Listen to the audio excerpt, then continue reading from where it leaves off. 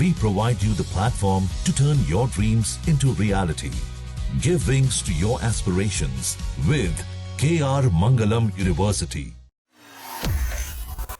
Sir, Ajit Doval का Saudi जाना इस युद्ध के बीच क्या मतलब निकलता है? देखिए, निश्चित रूप से भारत के जो लोग हैं सऊदी अरब के साथ खास तौर पे जो है वहां पे लाखों भारतीय रहते हैं। पूरे अगर खाड़ी के देश में देख लो तौर पर हम अजीत डोभाल को देखें सर, तो भारत में कूटनीति के लिए अजीत डोभाल को सभी जानते हैं कि किस स्तर पर उनकी कूटनीति है। अभी इससे पहले हमने देखा कि पाकिस्तान जो है वो सऊदी अरब पहुंचा और पूरा रिलेशन बिल्डअप करने की पूरी कोशिश हुई इस युद्ध के बीच। और अब अजीत डोभाल का जिस तरीके से वो सऊदी अभी पहुंचे हैं और सऊदी में बातचीत हुई है, इसका क्या, इस युद्ध के बीच इसका क्या मतलब है?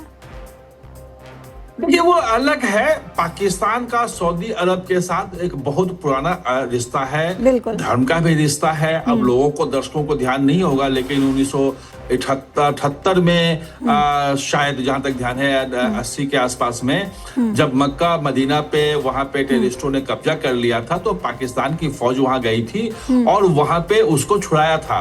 उसके बाद भी अगर आप देखेंगे कि यमन में बाकी जो लड़ाई चल रही है, हुती के साथ लड़ाई चल रही है, तो पाकिस्तान की फौजें जो हैं वो वहां जाती रही हैं। जनरल बाजवा जो हैं वो वहां पे पहुंचते रहे हैं और एक उन्होंने वो बनाया था रेसिस्टेंस फोर्स कर करके, वो उसके हेड हुआ करते थे वो। तो ये पुराने रिश्ते हैं, एक समझौता भी स्ट्रेटेजिक हुआ है। तो अजीत डोभाल ये गए होंगे कि पाकिस्तान के साथ आपके चाहे जो भी रिश्ते हों, उसे हमें मतलब नहीं है, भारत के हित जो हैं वो सुरक्षित होने चाहिए। जी सर, लेकिन अजीत डोभाल का पाकिस्तान जाना इस युद्ध के बीच, हालांकि पाकिस्तान जो है ईरान, इजराइल, अमेरिका के बीच जो है वो मध्यस्थता करवा रहा है, एक तरफ वो जो है सऊदी से भी बात कर रहा है, और इसी बीच हमने ईरान का भी मैसेज जो है वो पाकिस्तान के लिए देखा। सीधा कह दिया था ईरान कि मुझे पाकिस्तान पर कोई भरोसा नहीं है। एक तरफ पाकिस्तान कहता है कि ईरान जो है हमारा दोस्त है, हमारा भाई है, लेकिन ईरान की तरफ से मैसेज आता है कि मुझे पाकिस्तान पे कोई भरोसा नहीं है।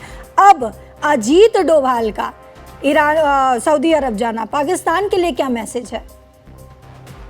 पाकिस्तान के लिए सीधा मैसेज है कि अगर आप ये देख रहे हो कि सऊदी अरब के साथ आप संपर्क कर रहे हो और अभी $3 बिलियन जो यूएई को लौटाना था वो सऊदी अरब में दे दिया, सऊदी अरब को आप ट्रूप भेज रहे हो उसकी मदद के लिए, इसका मतलब, और आपने समझौता किया है, रक्षा समझौता भी किया है, उसमें सिक्योरिटी पैक्ट किया था पिछले साल जुलाई में, तो इसका मतलब ये नहीं है कि सऊदी और भारत के संबंध खराब हो जाएंगे। सऊदी अरब और भारत के संबंध मजबूत हैं और उन्हीं रिश्तों को और ज्यादा बेहतर, जो वहां पे नया जो एक इक्वेशन बन रहा है, पावर का इक्वेशन खड़ा हो रहा है इस खास तौर पे ईरान और अमेरिका युद्ध के बाद, तो उन्हीं चीजों पे बातचीत करने गए होंगे। जो हॉर्मुज है वो भारत के लिए भी महत्वपूर्ण है, सऊदी अरब के लिए भी महत्वपूर्ण है, वो यूएई के लिए भी महत्वपूर्ण है। तो निश्चित रूप से उन चीजों पे भी बातचीत होगी। खास तौर पे जो एनर्जी सिक्योरिटी भारत का है, जिसमें सऊदी अरब की भी एक महत्वपूर्ण भूमिका होती है कि उसके लिए क्या रास्ते हो सकते हैं, कैसे हो सकता है।